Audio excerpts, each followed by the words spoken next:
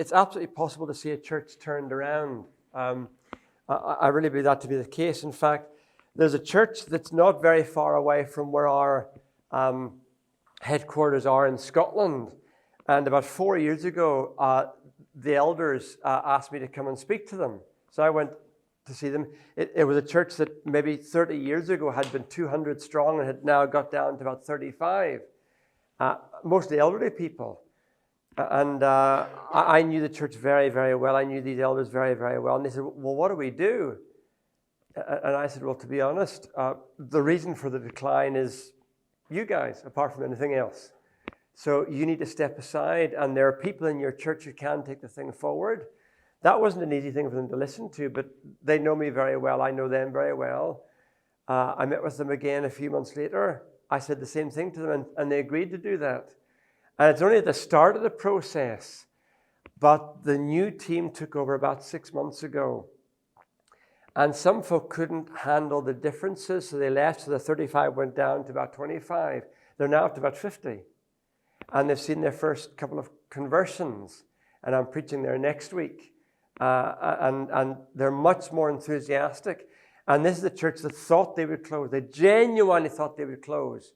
And now they're growing, they're optimistic, they sense God is with them, and they're really reaching out, genuinely reaching out. And that's the bit I want to think about today, because if churches are going to turn around, you have to get in contact with the local community, because churches grow by non-Christians joining us. Now, transfer growth can be a help. It can also be a hindrance, by the way. Transfer growth is not always a good thing. The best growth by far is for people who are unchurched, for people who are not Christians to become Christians and to join the church. That's the best by far. And that becomes a challenge for us, because Christians are not always good at connecting with non-Christians. And the more our European culture disintegrates, and I don't know what countries you come from, but Scotland, where I live, is now one of the most secular parts of the UK. Our latest census came out. It was done in 2023, and the results just came out a month ago. And now the majority of Scottish people say they have no religious background at all. It's 51.8% of Scots now say they don't have any religious affiliation. And then when you turn to the religious groups, you have Catholics and nominal Protestants as the biggest two. Number 3 is Muslims, who are growing the fastest of all. And then evangelicals are a small proportion. So most folk in Scotland have no idea even where the churches are, or what they believe, or what Christians think. There's a huge distance culturally. And the only way to break down that and to get non-Christians to come to church is to get to know them and to become their friend. So I'm just going to throw out a few ideas that will at least get a conversation started. But I want to begin by saying that many Christians have a significant difficulty with their neighbor. First of all, because we have a wrong view of Scripture. Paul in 1 Corinthians 6 talks about, come out from amongst them and be separate. And I got saved in a very conservative church in the north of Ireland, where that verse was often quoted. And what they meant by that was, when you come across people who aren't Christians, the great unwashed, have nothing to do with them. Don't go to their homes, don't talk to them, don't be nice to them. And yes, if they want to come to our gospel services, they're allowed to come to that, because they need to hear the gospel and they need to hear that they're going to hell. But apart from that, don't try to have any kind of relationship with them at all. That's not what Paul is saying. What Paul is saying is there's light and there's darkness. And we're part of the light. And we want to reach out to the darkness, but we don't get involved in the darkness.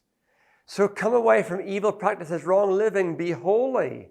And by the way, holiness is essential if we really want to be witnessing to non-Christians, because they need to see the difference in our lives. So it's a wrong view of Scripture. It's also a wrong attitude towards non-Christians. Jesus talked about the 2 great commandments: love God and love your neighbor as yourself. Now, the love God bit evangelicals do very well, because we're devoted to God. But if your neighbor asks you for a favor, many of us say, oh, we're too busy. That's not how we reach lost people. They need to know that they are loved, that they are precious, and we'll think a bit more about that. And then a wrong view of holiness as well. We think of holiness being a bit like you go off to a monastery just after the early church period, and we got past the patristics period. Monastic living became quite popular. Christians realized the world is a very lost and fallen place. And of course it was. The Roman Empire was horrendous. The immorality in the Roman Empire was horrendous, particularly amongst the elite. A bit like modern Europe today, actually. It's very similar. And so those folk who had a commitment to holiness would retire to monasteries and cut themselves off. And Jesus said, no, it's not like that. You're salt, you're light. Well, salt only stops infection if it's rubbed into the meat that is trying to stop from being infected. Light is only powerful if it's shining in the darkness. If this room, if we opened all the blinds and the sunshine was shining in here brightly, and you've got a really bright room because of the sunshine, and then you switch on the torch in your mobile phone, you won't see the effect of the torch because you're in the light. But if you're to go into the darkness, that's when you begin to see the effect of your church. And that was the whole idea that Jesus was trying to communicate, that we are salt and we are light in the darkness, which means we need to be involved in people's lives and being friends with them. And when we do that, and we really get involved with them, that's when we begin to have a real impact. And actually, I'm very challenged just now because in Scotland, our most liberal political party is the party that's governing Scotland just now. They're extremely liberal with abhorrent policies. And they're, I don't know if you understand the term woke, but they're extremely woke, as well as very left-wing. And the deputy leader of that party is an evangelical Christian. Now, she's hated by people in her party, many of them. She's hated because she's an open Christian. And she talks openly about her faith and the policy that she'd vote against, etc., etc. She's also respected by many. But she's in what I think is one of the most sinister and difficult political parties in the whole country, with incredibly liberal policies, and they want to be in the very forefront of sexual liberation in all kinds of ways. And she's a Christian there, being salt and light in the darkness. Now, I greatly admire that. It takes great strength to do it, and I'll tell you some stories about my own situation, which some of you might find challenging, but the light shines when you're in the darkness. And so we need to get out there into the community. And finally, there's the issue of fear. We're just scared of non-Christians. What do we say to non-Christians? How do we relate to them? Not always easy. We often retreat behind the walls of our church because it's warm, it's comfortable, it's cozy with fellow believers. But out there in the cold world, it's tough, it's difficult. But that's where we need to meet. Now, I want to say something else that comes directly from the teachings of Jesus. Because when we talk about loving my neighbor, it begs the question, well, who is my neighbor? And one of the most interesting stories that Jesus told is from Luke chapter 10. And it's the story of the Good Samaritan. Now, that was a really interesting story and culturally quite a difficult one, because you'll know that the Jews hated the Samaritans. So much so that Jesus and his disciples came from Nazareth in the north. And when they went down to Jerusalem for feast days and that kind of thing, the most direct route was to go right the way through Samaria. That's what you did.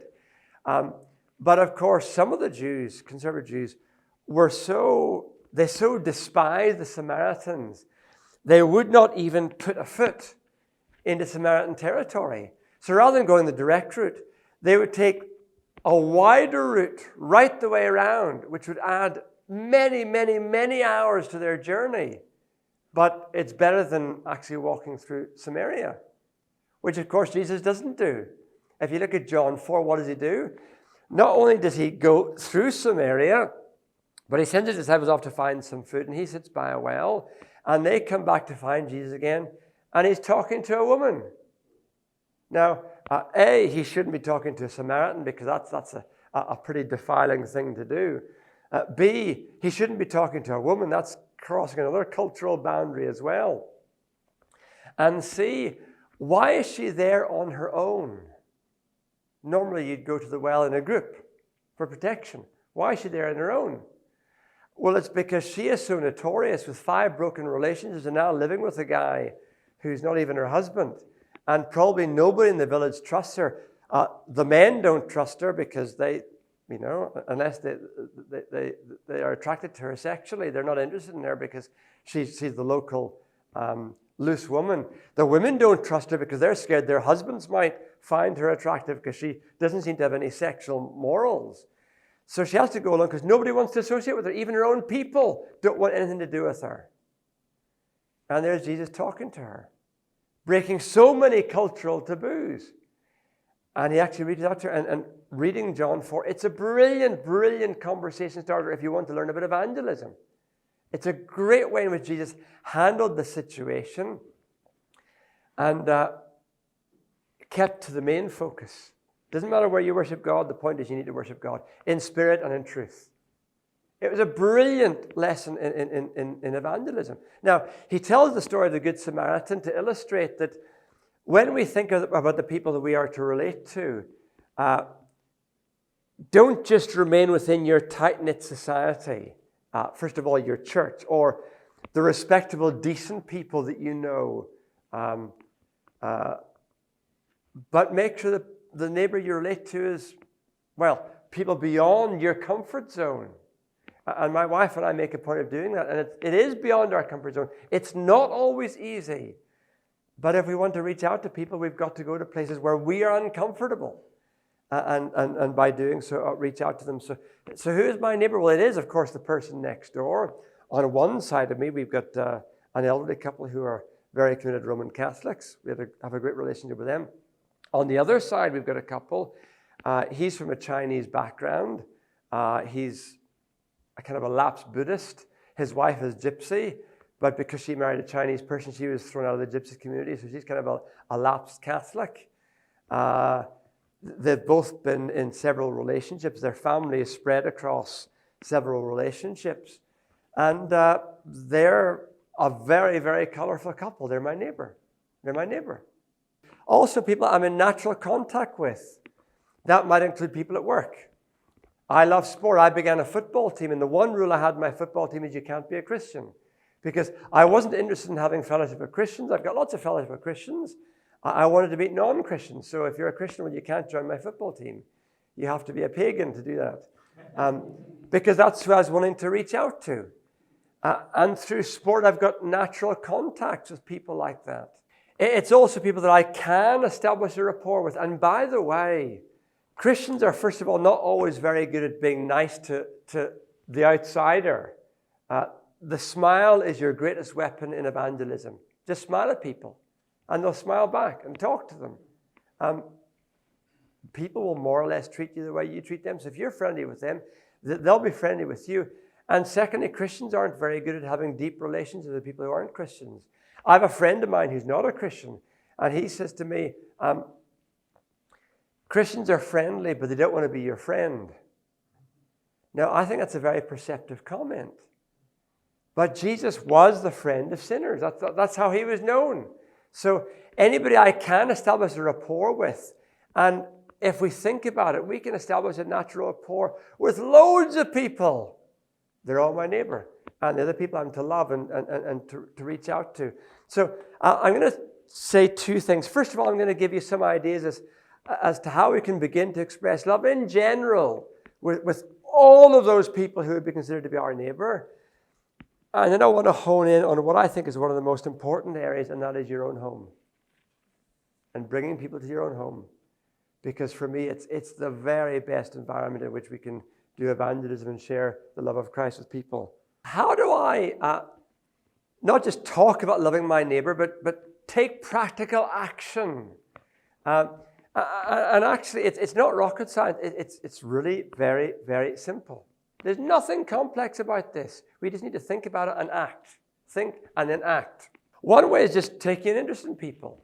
Now, my street, I'm in a cul-de-sac, which means it's a street that has that ends with the houses, and to leave the street, you have to go out the same way you come in. It's not a very big street. We have 15 houses. We are number 15. So half on this side, the odd numbers, the even numbers this side. Only 15 houses in the street. And we moved to this house about 10 years ago. And what we've just done is to get to know every family in the street. And somebody moved in just recently, and I saw her out painting her fence. It was one of the quite dilapidated houses in the street. So she's obviously trying to fix it up. A lady living on her own. I don't know what the situation is there yet. But I was driving past and I saw her painting her fence. So I stopped the car and I jumped out. And I said, "Hi, by the way, I'm in number 15. My name is Stephen. How are you?" And I held out my hand to shake her hand. And we had a conversation just over the fence as she was painting it. Just getting interested in people in your street. Who are they? What kids do they have? My wife notes all this stuff down because she's very good at that. I have a terrible memory and I'm not very good at writing things down either. But how many folk in your church know people in their street? It's remarkable how few. And when I'm doing evangelism stuff in my church, I ask people in my church, I want you to name all the people that you know personally in your street. Give me their names. And they might get to 2 names or 3 at the very most, and that's it. And they might have 100 people in their street. Just take an interest in people's lives. What's happening? Are your kids in school? What school do they go to? That kind of thing. It's just being friendly. Now, you're not going to throw the gospel at them right away. You just want to get to know them. And you can establish all kinds of contacts. And making sure you always talk to people when you have the opportunity. I have a small dog. And I go for a walk every day. My dog, Kelvin, is one of my greatest assets in evangelism. Why? Because loads of folk in our area have dogs. And so every time I come across a dog walker, I'll stop and say, "Nice to meet you. What's your dog called?" Because people like people taking interest in their dog. So I've actually got to know people by the name of their dog. There's a guy down our street. He lives about 300 meters away from my house. And he's got a great big dog. It's a South African Ridgeback. And she's called Bella. And I patted Bella a few times walking past, etc., etc. And one day I said to him, "By the way, I know your dog's name. I don't know your name. Because I've just got to know Bella, and Bella knows my dog. But we've never actually talked. This is just 2 weeks ago." So I shook his hand, and we had a conversation, just 10 minutes, talking in the street. But it was a great conversation. Take every opportunity you can just to talk to people. I know all the folk in my local corner shop.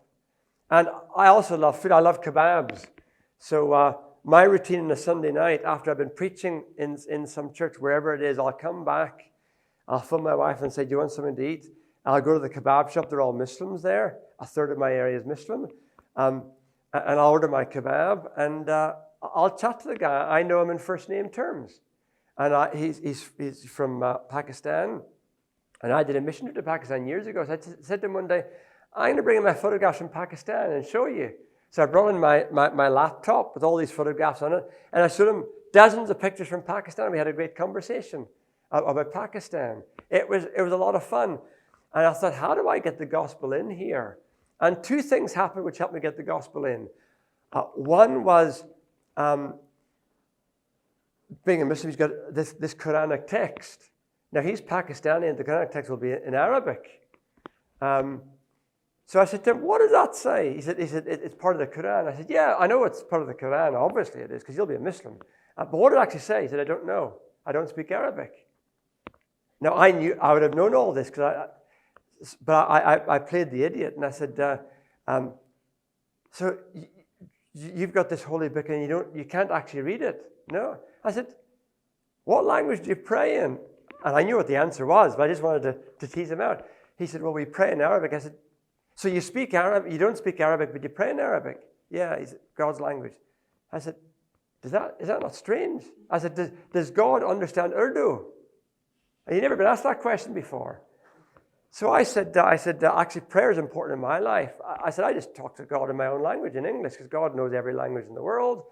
And I said, I grew up in Ethiopia. I love sometimes saying something in Ethiopian as well, because God knows that too. That's the wonderful thing about having a God that you have a personal relationship with. It was just a casual conversation, and I left it there. The next time, his wife was in, and she's very conservative, and she had her burqa on and all the rest of it. So I began chatting to her and asked her about her kids and all this kind of stuff. And I was just waiting for my kebab. And I said, you're obviously deeply religious and sincere because of the way you dress. I said, we're living here in Scotland. It's a really immoral country. I said, how do you feel about that? And she said, well, one of my worries is I don't want my children to become worldly. And I said, that's interesting. I said, a few months ago, I was in the Grand Central Mosque in Glasgow, and I was talking to the imam who lives up there, and he told me the same thing. And I said, you know what? I'm a Christian. We feel the same thing. I'm teaching my children good values, and I teach them to read the Bible and to pray and to love God. And I'm concerned when they go to school about the environment they're going to. Now, that was just waiting for a kebab. But it's just being friendly and talking and getting to know people and taking an interest. Then using special occasions. One thing we did last year, we've always given Christmas cards out to everybody in our street. And my wife Debbie said to me, why don't we actually invite our neighbours in for drinks? So when we took our Christmas cards round, we put in a little invitation, come around 7 o'clock for drinks and some snacks. Now in Scotland, I don't know what your culture is like, in Scotland, that's a dangerous thing to do because people will bring their own drinks with them. It's called taking a takeaway with you. And Scotland has one of the worst alcohol and drugs problems anywhere in Europe. We have the greatest number of drug deaths in Europe. It's a heavy, heavy drinking culture. And we knew that to have folk in our home, they'll bring their own alcohol. I can't say to them, don't take that stuff. And we knew that some of them will get very, very, very drunk. That's just what they do. That's how Scottish culture works. Anyway, they came around, not all the street, but our house was full. And they all know we're Christians. And the Catholic lady next door, she'd ask me again, oh, are you doing any preaching these days? And of course, I do lots of preaching. So I was telling her about what I've been preaching over Christmas time with everybody else listening. It's a wonderful opportunity.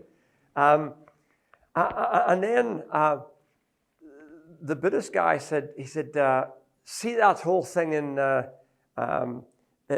Israel, what do you think about that? And I expressed my concerns, etc., etc. He said, but Christians are the same. He said, look at the Crusades. I said, well, hang on a second. Let's talk about the Crusades. I said, first of all, we misunderstand the Crusades, but secondly, Jesus would never have approved. Jesus said, love your enemies, do good to those who hate you, bless those who persecute you. And so I'm quoting scripture with everybody listening into this conversation. Now, folk had a few drinks in them, but that's okay. It was fantastic because I was able to share scripture, and I talked about Christian ethics in this, what was just a Christmas event with folk in our home. And then one of our other neighbours, whose husband died, he was into martial arts, and so she got into Eastern mysticism and all this kind of thing. And my dog jumped up in her lap, but she loves dogs. And she put my dog's very old. She put her hands on my dog's shoulders and said, does your dog have arthritis? I said, yes, he's just getting old. She said, I'm a Reiki healer. She said, I'm really a witch, but I can heal your dog. And so she proceeded to do this incantation while the dog's sitting on her lap and saying, I'm going to pass energy over and your dog's going to be healed. And then my Buddhist friend said, I suffer from gout. He said, could you heal me? She said, of course I could. So he took his, I'm going to take my sandals off. He took his socks and shoes off and stuck his foot up in her knee. Now, by this stage, it was about 1 o'clock in the morning. And she put her hands on his feet and said, I'm going to heal your feet. And I said, here's an interesting thing. I said, Jason, I guarantee tomorrow your feet will still be sore. But Jesus is the great healer. And when Jesus healed people, whatever the disease, they stayed healed. So we had a conversation about that. Now, it was a kind of a chaotic situation with my house full of these. And one of my neighbours who is quite a religious lady, I'll tell you about her later on, quite a religious Catholic lady. As she was leaving, she said to Debbie and me, you guys live in the rough half of the street.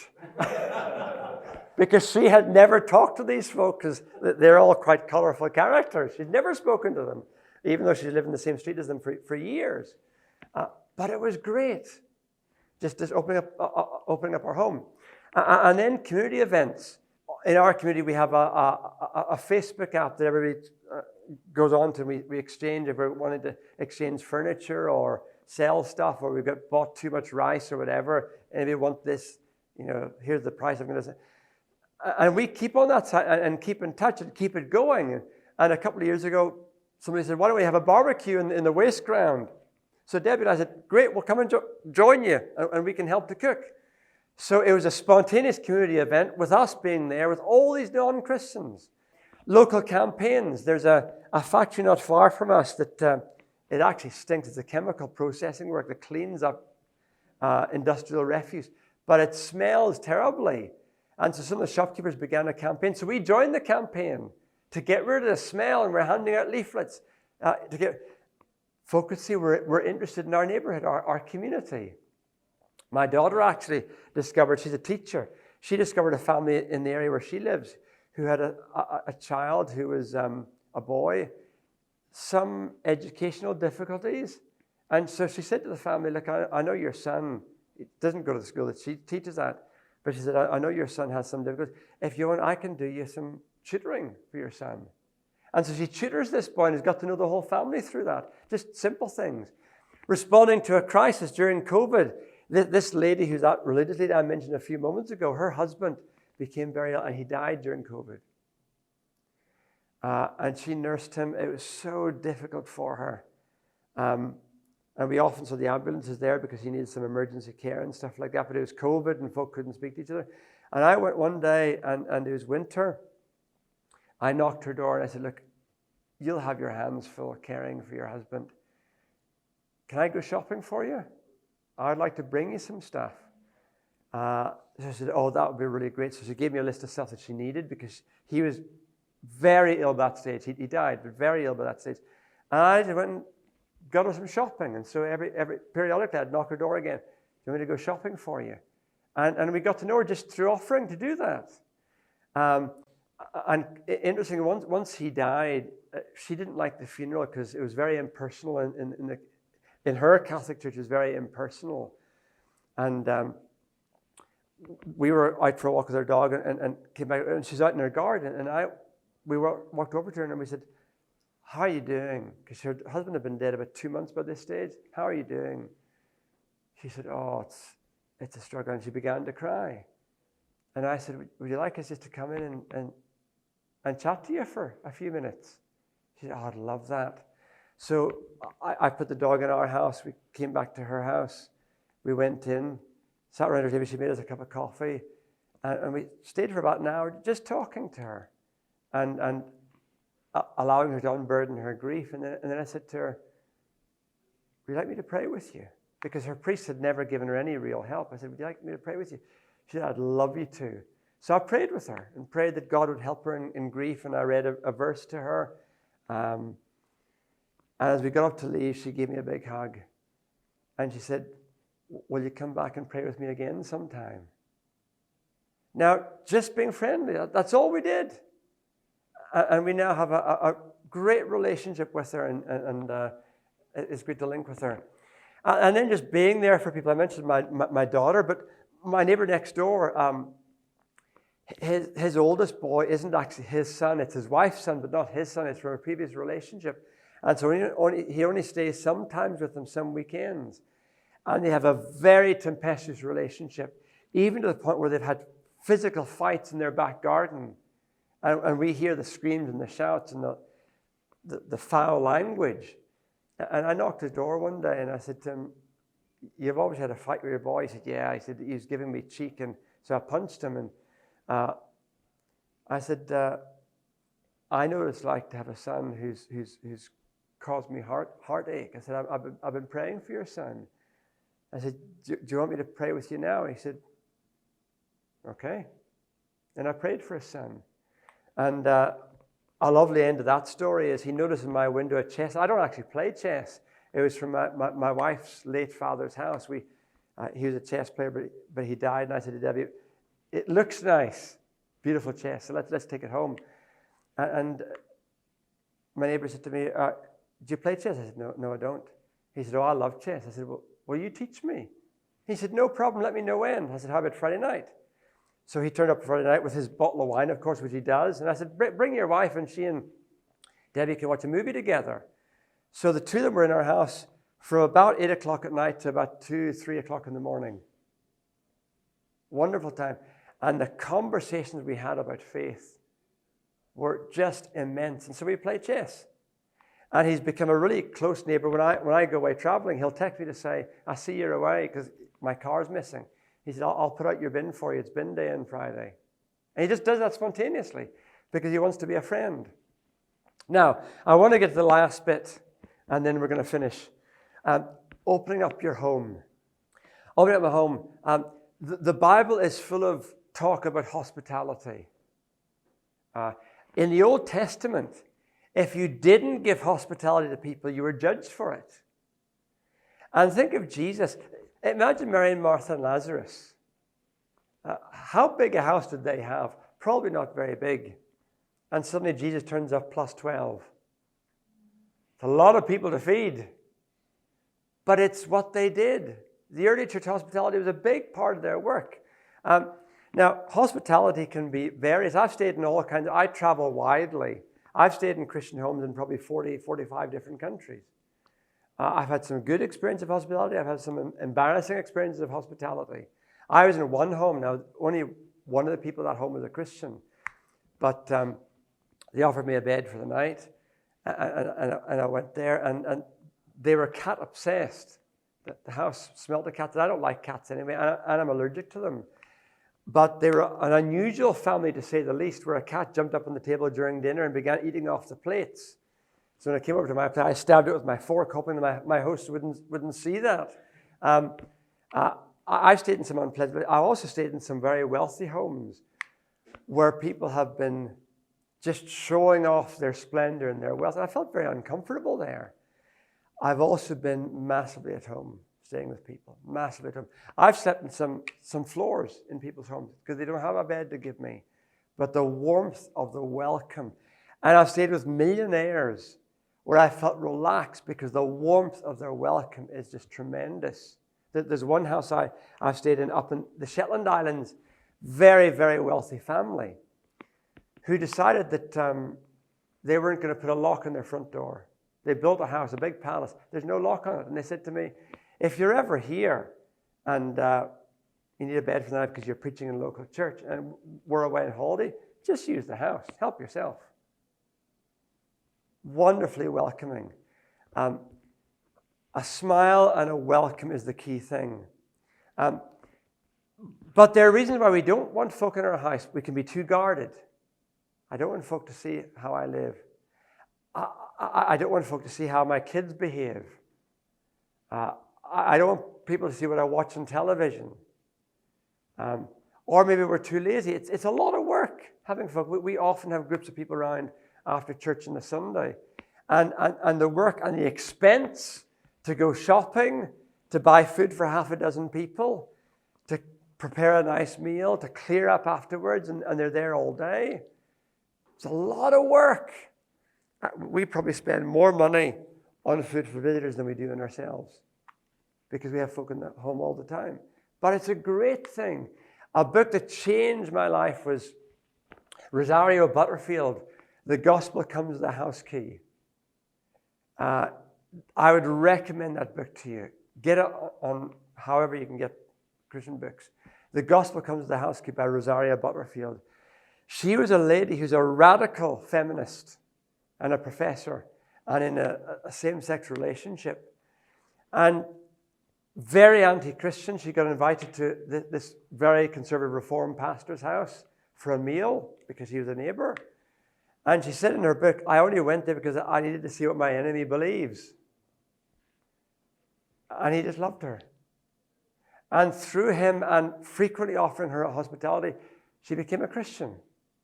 And she's now married with family. And she commits her life to hospitality. It's a fantastic book. Every church should have a copy.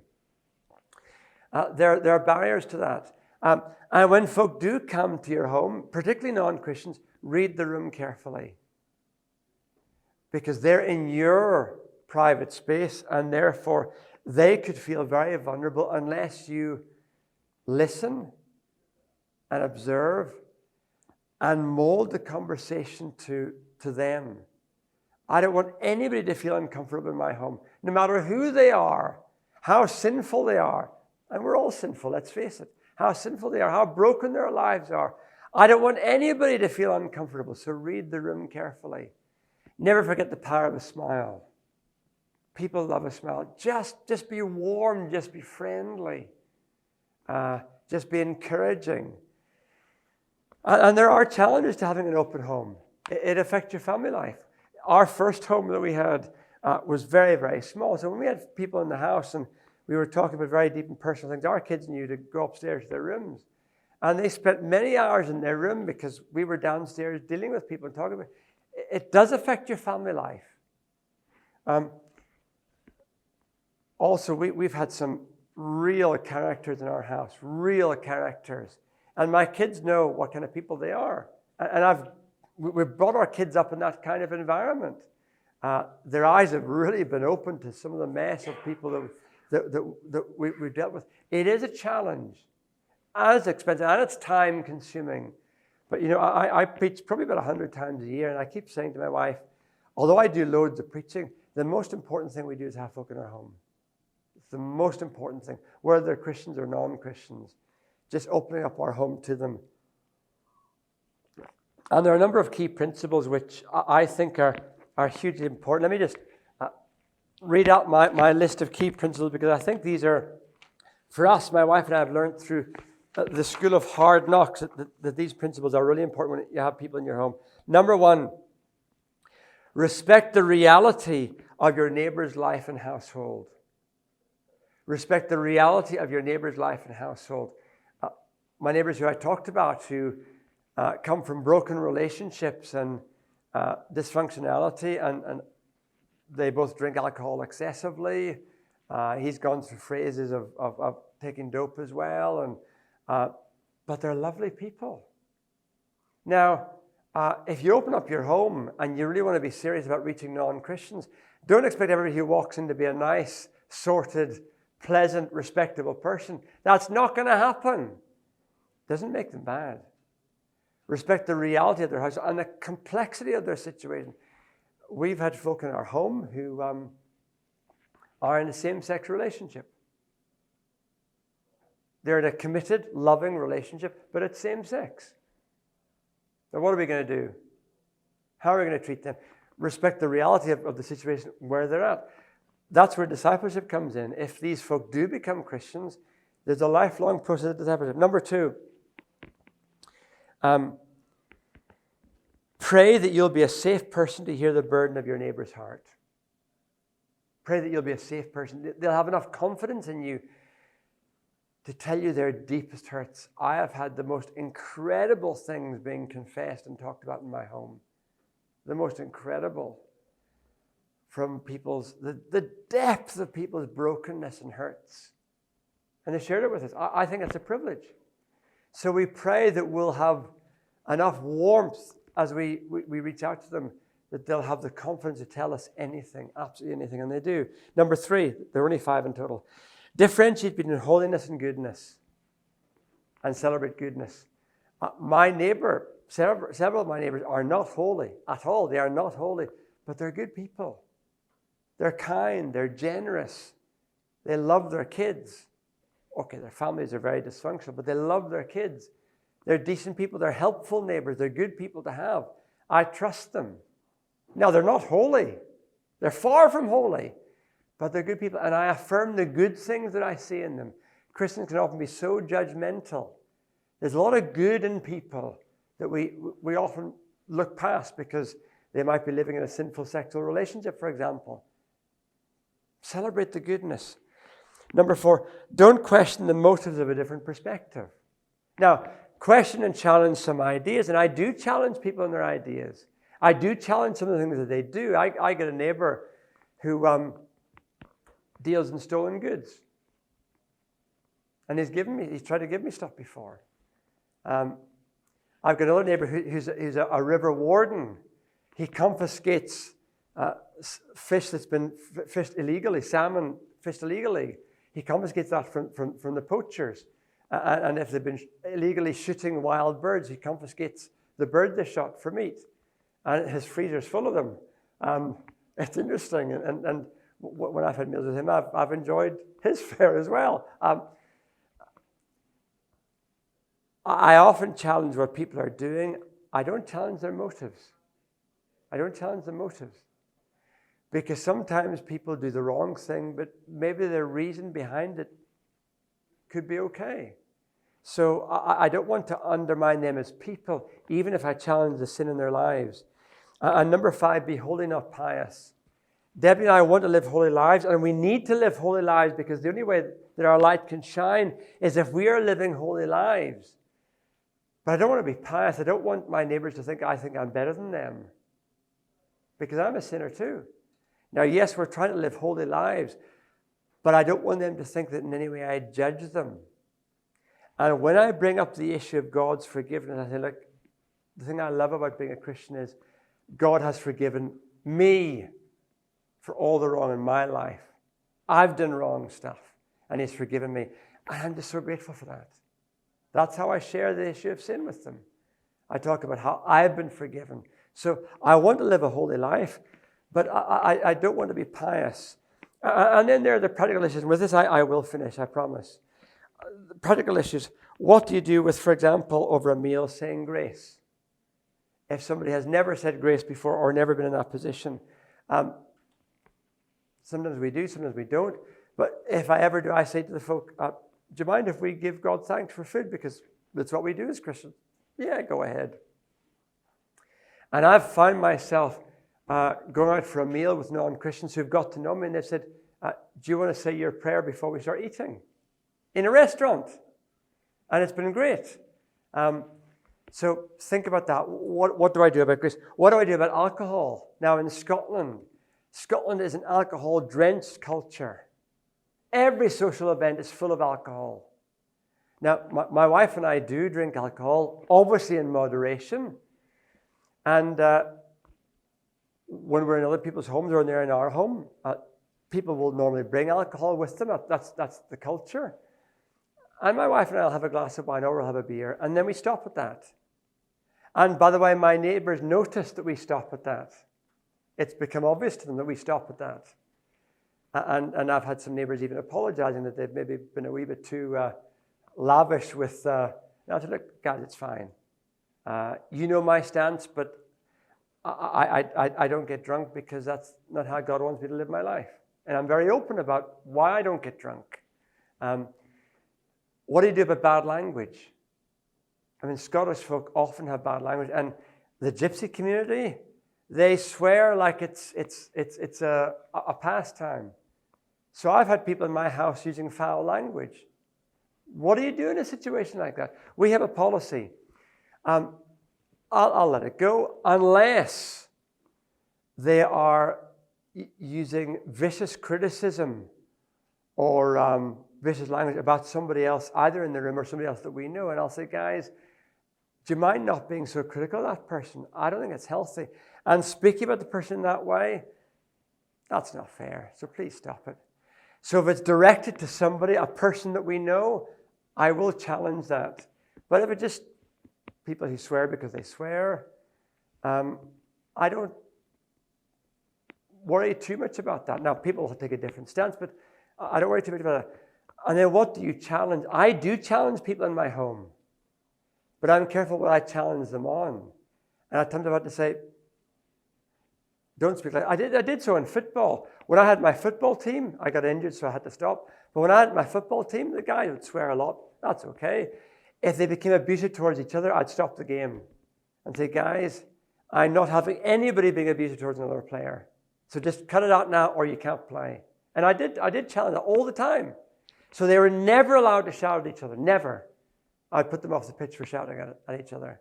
I just wouldn't permit that. So I do take a stand and challenge things, but it depends on the context. So be aware of what you will or what you won't challenge. So those are just a few practical things. Opening up your home is a difficult thing. I'm not going to pretend otherwise. It is difficult, but it's fruitful. And you know one of the best things I found? Invite a non-Christian friend, a couple or a family, to your house for a meal and invite somebody from your church who's a Christian to come and have a meal. Because you're doing training in evangelism and evangelism yourself all at the same time. That's a great thing to do.